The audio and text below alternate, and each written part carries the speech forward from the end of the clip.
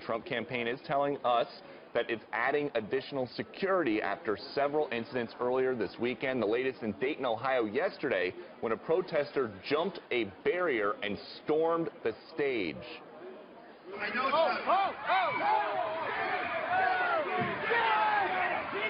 That's 22-year-old Thomas D. Massimo, a former child actor turned professional protester. How do you get that job? You're a professional protester. He's being dragged away by the cops after he jumped a barrier coming within feet of Mr. Trump before the Secret Service swooped in. And they acted quickly.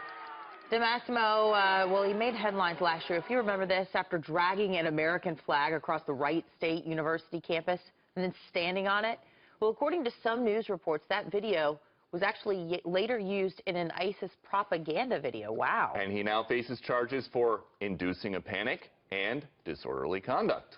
Well, right now, Peter Johnson Jr. is joining us. He says not only are these disruptors putting Trump at risk, but potentially our constitutional rights as well. Hey, good morning. Good morning, everybody, on this Sunday.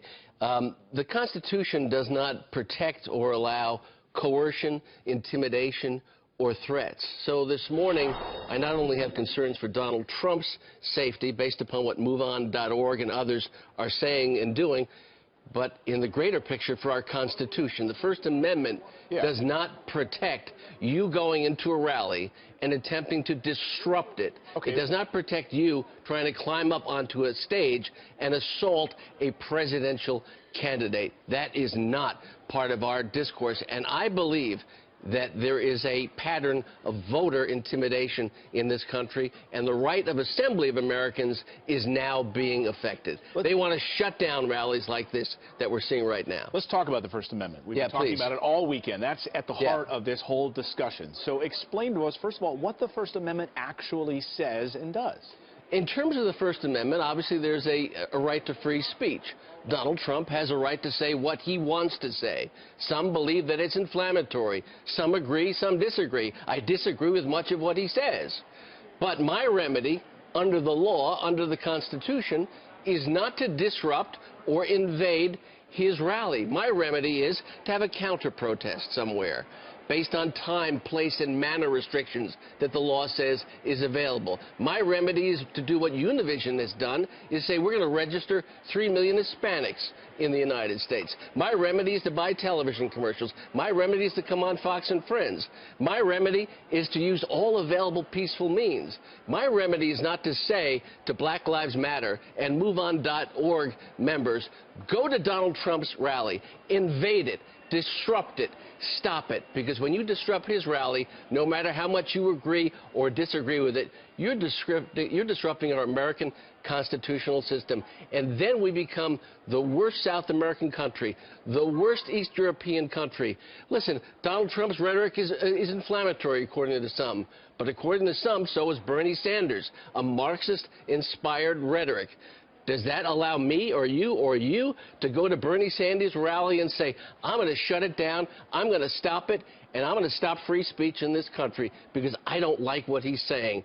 People died in Iraq and Afghanistan and Korea and Vietnam and in Germany and in Japan and the Pacific and in World War I because we wanted to stop authoritarianism and fascism and Marxism. But has that come to our shores now? Are we succumbing to that because we don't like what Trump says? Should we destroy him? Should we jump up onto a stage and assault him? Look what happened yesterday. Run that tape again, please. That's one of the most devastating images that I've seen in American political life in my lifetime.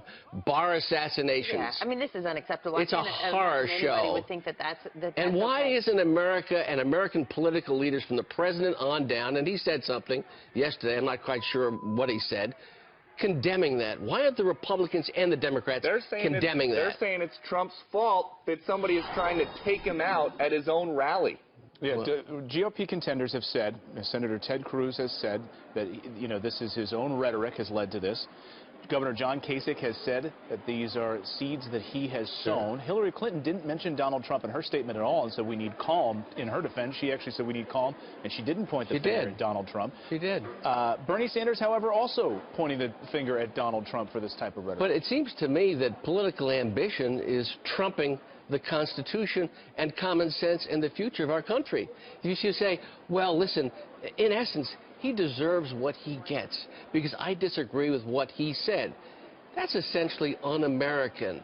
And for them to say that, they say, well, I've got an election coming up, so he's in a bad position. Let's shut down his rallies. Let's make him look like the racist and the misogynist that these folks say that he is.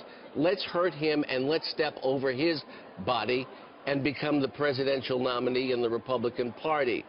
Have we lost any sense of civility or fair play? And it has to extend everywhere. Trump has to be civil. These candidates have to be civil. MoveOn.org has to be civil. The opposition has to be civil. And we can't be in a situation in this country, in my view, where we take physical conduct in our own hands and invade a space of people who want to be heard. I want to ask you about the legal side of this. Because Yeah. talking about the right to assemble, Donald Trump has now thrown around this morning. We saw Part of the First Amendment, as we were just talking about. Exactly, but this idea that I'm going to now press charges. He What hasn't would those done be? that. So what would that be, and what would that mean for the future of the protests? You know, he says now that'll stop you from protesting because I'm going to start to press charges. He hasn't, I guess, to this point. Well, the truth is, if you go into a rally and you seek to stop that rally by violence, by yelling out, by destroying the campaign posters, by causing tumult, by inciting others to act in a way that is criminal, then that is a crime. So it doesn't even matter if he wants to press It is a crime. It has nothing to do with him pressing charges. The police have an obligation to act. But I must say, the fellow who jumped out of this crowd and almost passed the Secret Service, he's out on bail. And he's on Twitter. And he's taunting Donald Trump and I think Trump was on saying Twitter. Consequences aren't strong enough. Well, the law is the law. We don't want an authoritarian society in any way. But at the same time, we don't want to descend into the depths of fascism.